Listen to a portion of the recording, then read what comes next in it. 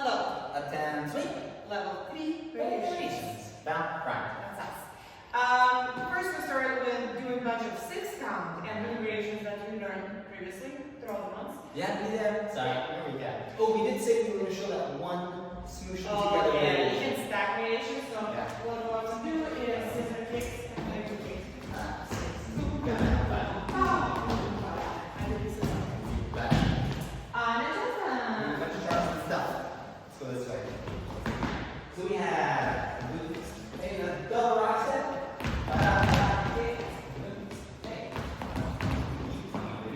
Then we did a knee slap. 2, 3, 4, 5, 6, 7, 8.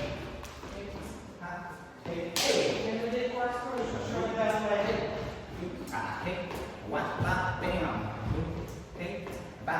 And you can also stack them.